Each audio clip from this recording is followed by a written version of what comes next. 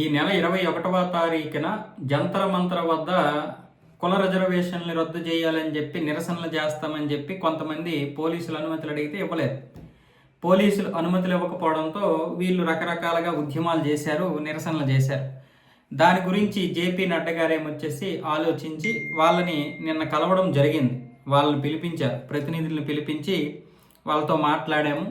చర్చలు సానుకూలంగా సాగాయని మాత్రమే ఆయన ఎక్స్లో పోస్ట్ పెట్టారు. కానీ ఏం జరిగింది, ఏం జరగలేదన్న విషయం ఇంకా పూర్తి వివరాలు రాలేదు.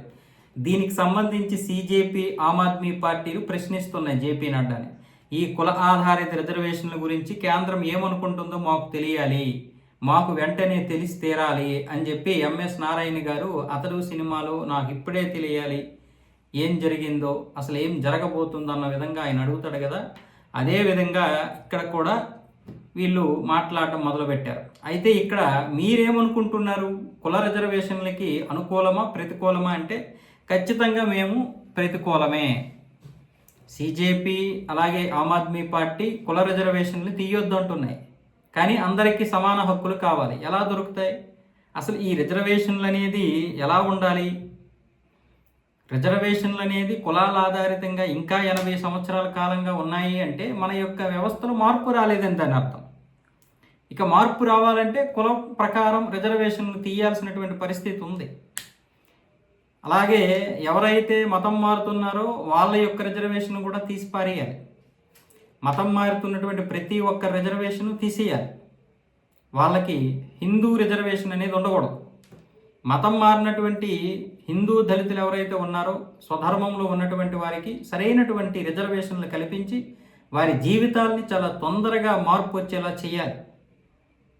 ఇక కులాల ప్రకారం ఇక ఓబీసీ కావచ్చు, లేకపోతే ఈడబ్ల్యూఎస్ కావచ్చు, వీళ్ళందరినీ కూడా ఒక పరిగణలోకి తీసుకోవాలి. ఇప్పుడు ఈడబ్ల్యూఎస్ ఏదైతే ఉందో ఇది చాలా మంచిది, కానీ ఇక్కడ కూడా చాలా అవకతవకలు జరుగుతున్నాయి ఈ యొక్క ఈడబ్ల్యూఎస్లు కూడా. కాబట్టి రిజర్వేషన్ గురించి మాట్లాడాల్సింది యువతే. ఈ యువతే ముందుకు రావాలి. రిజర్వేషన్లు పొందుతున్నటువంటి వారు, రిజర్వేషన్లు పొందనటువంటి వారు, యువత అందరూ బయటకు వచ్చి దీని మీద గలమెత్తాలి. మనం రిజర్వేషన్లతో వెళ్దామా, రిజర్వేషన్ లేకుండా వెళ్దామా, అంతా సమానంగా వెళ్దామా? రిజర్వేషన్లు ఇస్తే ఎవరికి ఇవ్వాలి, ఎలాంటి వారికి ఇవ్వాలి? వీటన్నింటి మీద సమగ్ర ఆలోచనలు చేయాలి.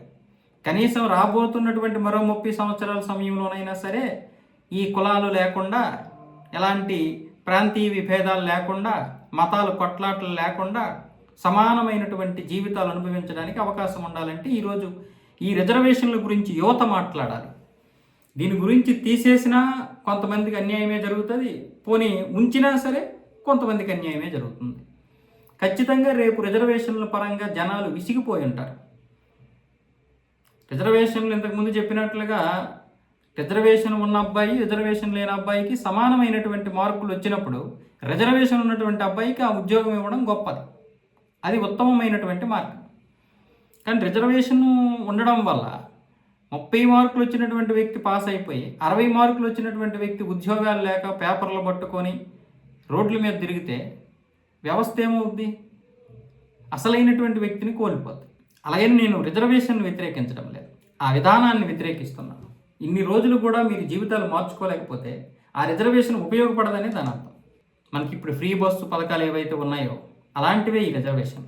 ఈ ఫ్రీ బస్సు వల్ల వచ్చేటటువంటి ఉపయోగము ఉండదు, అలాగని తీసేసినంత మాత్రాన వాళ్ళకి పెద్ద నష్టమేమీ ఉండదు. ఇలాంటివే ఇవి.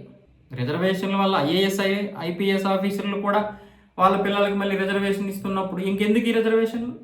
అది ఆలోచించాలి.